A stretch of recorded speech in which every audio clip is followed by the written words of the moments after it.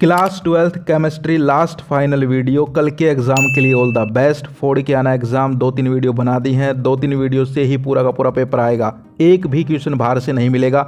जिसने मेरी 2-3 वीडियो देख ली हैं उसका पेपर नंबर 1 होगा। ये लास्ट वीडियो क्यों बनानी पड़ रही है? क्योंकि बहुत सारे स्टूडेंट्स के डाउट आ रहे थे कि भाई आपकी वीडियोस थी, हमने देखी, बहुत अच्छी थी, फ्री पीडीएफ भी आपने दे दी, लेकिन हमें अब भी ये डर है कि क्वेश्चन किस प्रकार के आएंगे। यानी कि उनको ये डर है कि यार क्वेश्चंस जो है कैसे कैसे क्वेश्चंस आ सकते हैं। यानी पढ़ तो सब कुछ लिया लेकिन लास्ट में उनको डर है क्वेश्चंस का। तो आज वो क्वेश्चंस दिखाने वाला हूँ। बहुत सारी बुक्स को टटोला, छानबीन करी, उसके बाद कुछ क्वेश्चंस जो हैं उनके स्क्रीनशॉट लेके आया हूँ और इसकी पीडीएफ भी दे दूंगा। टेंशन लेने की जरूरत नहीं है। इसको और सोल्व कर लो। लास्ट है ये, क्योंकि अब तो पेपर ही है। इसको सोल्व कर लो अगर करना चाहो तो। नहीं करना चाहते तो मेरी पहले वाली वीडियो से भी आराम से पास हो जाओगे।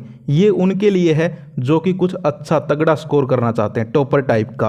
तो यहाँ पर देखो क्वेश्चंस किस प्रकार के आ सकते हैं पेपर में। अलग अलग बुक्स से स्क्रीनशॉट ले लेके इकट्ठा किए हैं 2-3 दिन में ये क्वेश्चंस। तो डरना नहीं है, आराम से इसको सोल्व करते हैं। कुछ मैं करवा देता हूँ, कुछ तुम करने हैं। तो यहाँ पर देखो, फर्स्ट है order of reactivity of alcohols with sodium is. यानी कि हमें यहाँ पर जो है ऑर्डर बताना है रिएक्टिविटी का एल्कोहल्स की विद सोडियम। अब सोडियम देखो सबसे पहले मेटल है या नॉन मेटल्स। यानी कि आपको क्या देखना पड़ेगा कि भाई यहाँ पर जो है मेटल है, नॉन मेटल है, फिर उसकी एसिडिक स्ट्रेंथ क्या है, यहाँ पर प्लस आई इफेक्ट का भी रोल है। तो ये सारी चीज़ें देख के फिर आंसर करना है। ये नहीं है कि बस order of reactivity of alcohols लो भाई लिखने लग गए। नहीं, देखो पूरा क्वेश्चन क्या है। मेटल दिया हुआ है, साथ में नॉन मेटल दिया हुआ है, उसके बाद आंसर करना है। तो इसका क्या हो जाएगा बताओ। तो इसका देखिए प्लस आई इफेक्ट होता है, एल्काइल ग्रुप्स है, इंक्रीजिंग ऑर्डर देखेंगे सबसे पहले, ठीक है। सोडियम है, Na है। तो यहाँ पर एसिडिक स्ट्रेंथ है और ऑर्डर ऑफ रिएक्टिविटी है, वो डिपेंड करती हैं कि भाई जो है ऑर्डर ऑफ रिएक्टिविटी है वो एसिडिक स्ट्रेंथ पे डिपेंड करेगी। अब एसिडिक स्ट्रेंथ जो है वो यहाँ पर प्राइमरी एल्कोहल्स की रहेगी। तो कहीं ना कहीं जो है इसका यहाँ पर क्या हो जाएगा बताओ।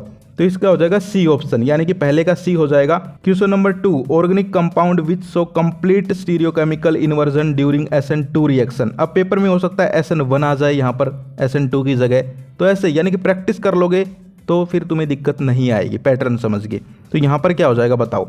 अब देखो कार्बोकटायन है, ऑर्डर ऑफ रिएक्टिविटी देखेंगे टुवर्ड्स SN2 रिएक्शंस। तो यहाँ पर जो है CH3Cl ए हो जाएगा इसका भी, जहां तक मुझे लग रहा है। नेक्स्ट है question number 3, spin only formalise. अब ये तो पता ही होगा भाई सभी को। जिसको ये भी नहीं पता भाई और पढ़ो थोड़ा सा, फिर अभी नहीं हुए तुम्हारी तैयारी। तो इसका हो जाएगा बी।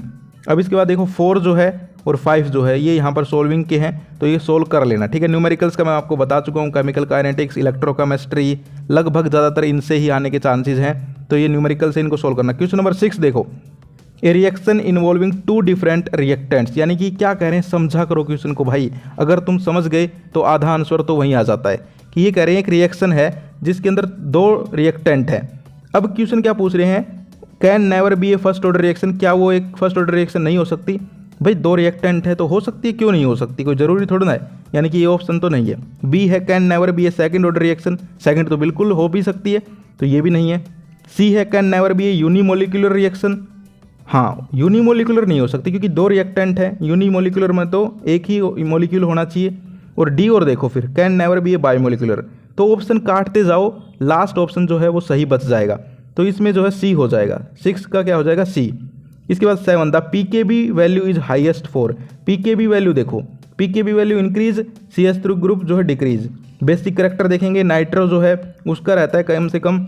तो यहाँ पर सी हो जाएगा, पैरा नाइट्रो एनिलीन। इसके बाद आगे चलते हैं। नेक्स्ट है which of the following does not give aldol condensation reaction. यानी कि एल्डोल कंडेंसेशन रिएक्शन का क्वेश्चन घुमा फिरा के पूछ लिया। आपसे डायरेक्ट भी पूछ सकते हैं एल्डोल कंडेंसेशन रिएक्शन, लेकिन यहाँ न्यूमेरिकल टाइप में दे दिया, सॉरी MCQ टाइप में दे दिया।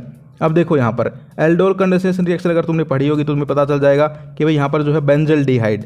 अब इसमें से आधों को तो यही नहीं पता बेंजल्डिहाइड कौन सा है। महानुभाव भी हैं ऐसे ऐसे। तो यहाँ पर जिनको नहीं पता समझो भाई, मजाक नहीं उड़ा रहा हूँ, बस तुम्हें ये कह रहा हूँ पढ़ो।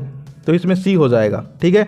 Benzaldehyde due to absence of alpha hydrogen या हेलोजन एटम। बताओ कमेंट करके, अल्फा हाइड्रोजन आएगा या हेलोजन आएगा। बेंजल्डिहाइड आएगा, वैसे इसका ऑप्शन सी हो जाएगा, ठीक है। इसके बाद देखो फॉर द रिएक्शन, यहाँ पर आपको रेट ऑफ रिएक्शन बताना है। तो इसका रेट ऑफ रिएक्शन इधर 2 जाएगा, 3 2 3 -2/3 बी हो जाएगा इसका। आगे देखो which of the following characteristics of transition metals is associated with their catalytic activity। तो कैटालिटिक एक्टिविटी ट्रांजिशन मेटल्स की आपको पता है भाई, ट्रांजिशन मेटल्स जो है उनकी वेरिएबल ऑक्सीडेशन स्टेट होती है इसकी वजह से, तो डी हो जाएगा इसका। लास्ट में फॉर्मूला पूछा है तुमसे, यहाँ पर नेम दे दिया और फॉर्मूला पूछा है क्या बनेगा, तो नेम को आराम से पढ़ोगे तो तुम्हें फॉर्मूला समझ में आ जाएगा, ठीक है भाई। डाइक्लोराइड आयोबिस इथेन 1,2 डायामीन प्लेटिनियम 4 नाइट्रेट। अब इनमें देखोगे तुम तो तुम्हें पता चल जाएगा कि भाई कौन सा है कौन सा नहीं है। मुझे जहाँ तक लग रहा है कि भाई यहाँ पर बी हो सकता है, ए या बी में से बताओ क्या होगा, बी होगा ना, बी होगा शायद। आगे चलते हैं क्वेश्चन नंबर 11। अब ये जो फिर से ये मत सोचना कि 11 कैसे आ गया, इतने सारे तो कर लिए। देखो मैंने जो है स्क्रीनशॉट ले लेके रखे हैं ये अलग अलग बुक्स से, आपको ये दिखाने के लिए भाई कैसे कैसे क्वेश्चन आ सकते हैं। तो बस क्वेश्चन नंबर वगैरह के चक्कर में मत पड़ना, तुम तो बस इसको सोल्व कर लेना। देखो फॉर ए केमिकल रिएक्शन दे रखी है, ऑर्डर पूछ रखा है, तो यहाँ पर ग्राफ देखेंगे स्ट्रेट लाइनिंग है लगभग, ठीक है। इधर से जा रहा है आर और ये टी है, इधर टाइम दे रखा है, तो इसका हो जाएगा ए, 0 ऑर्डर रिएक्शन। इसके बाद half life of first order, ये हाफ लाइफ जो है ये निकालनी है आपको, तो ये निकाल लेना। इसके बाद क्वेश्चन नंबर 12 जो है 4 से फॉर्मूला पूछ लिया, तो इसका क्या हो जाएगा बताओ। 12 का हो जाएगा शायद Cl2 है, इधर Cl3 है। ए और बी में कन्फ्यूजन है मुझे जहाँ तक लग रहा है ए होगा, और आप बताना कमेंट करके। आगे चलते हैं, आगे जो है असर्शन रीजन है। असर्शन रीजन का मैंने बता दिया, पहले असर्शन पढ़ेंगे फिर रीजन पढ़ेंगे। असर्शन देखेंगे ठीक है या नहीं है, फिर रीजन देखेंगे ठीक है या नहीं है, फिर ये देखेंगे अगर दोनों ठीक है तो जो रीजन है वो असर्शन की करेक्ट एक्सप्लेनेशन है या नहीं है। समझ गई।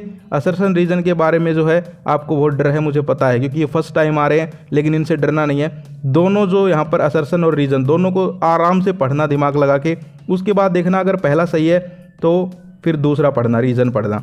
दूसरा रीजन भी सही है तो फिर देखना जो रीजन है वो असर्शन का ही रीजन है या नहीं है। जैसे कि यहाँ पर देखते हैं क्वेश्चन नंबर 13 देखते हैं, और तुम करना है 3। Aquatic species are more comfortable in cold water rather than in warm water. तो देखो ये कह रहे हैं कि भाई जो मछली मगरमच्छ होते हैं पानी के जानवर, वो ठंडे पानी में अच्छे रहते हैं गर्म पानी की बजाय, तो बिल्कुल सही बात है ये। लेकिन इसका रीज़न क्या है, different gases have different KH value at the same temperature. अब जो बात different gases have different KH value ये बोली गई है, ये तो ठीक है, लेकिन ये उसकी एक्सप्लेनेशन नहीं है। तो इसका क्या हो जाएगा कि भाई both A and R true but R is not the correct explanation of A. इसका ऑप्शन बी हो जाएगा, ठीक है। आगे यहाँ पर जो है लॉन्ग आंसर क्वेश्चन स्टार्ट हो जाते हैं, बीच में कुछ और आ जाएंगे, आपके न्यूमेरिकल टाइप्स आ जाएंगे और MCQ भी आ जाएंगे। तो ये अब PDF है, आगे तुम कर लेना, इतना मैंने करवा दिया है। अब ये तो सोल्व करवा नहीं सकते वीडियो में, तो ये जो है तुम्हें खुद करने हैं। मोस्ट इंपॉर्टेंट है भाई, सारे के सारे कर लेना, ठीक है। देखो कितने most important rate of reaction का क्वेश्चन है, उसके बाद रिएक्टिविटी का क्वेश्चन है, कंपाउंड मोलिकुलर फॉर्मूला, इस टाइप के क्वेश्चन भी आ सकते हैं। इसके अलावा जो है यहाँ पर ऑर्डर ऑफ रिएक्शन का क्वेश्चन है। मोस्ट इंपॉर्टेंट डाले हैं, ऐसे नहीं दिए। ये जो है छाट के स्क्रीनशॉट लेके आए हूँ अलग अलग जगह से। 6-7 बुक्स अपने पास रखी, हरियाणा बोर्ड की जो होती है, NCERT हो चाहे आपका दीपक वाला हो, MBD वाला हो, सारे के सारे रखे। फिर उनमें से देखा कि अब की बार जो आपके 4 सैम्पल पेपर आए हैं उनमें कैसे क्वेश्चंस है। फिर जो है हरियाणा बोर्ड का यहाँ पर पैटर्न देखा, उसके बाद ये स्क्रीनशॉट्स लिए हैं, उसके बाद जो है ये PDF तैयार की है। तो डिस्क्रिप्शन में आपको ये PDF मिल जाएगी, जाकर इसको डाउनलोड कर लो। कोई पासवर्ड नहीं लगा हुआ, डिस्क्रिप्शन में है, जाके डाउनलोड करो, इसको सोल्व करके चले जाना।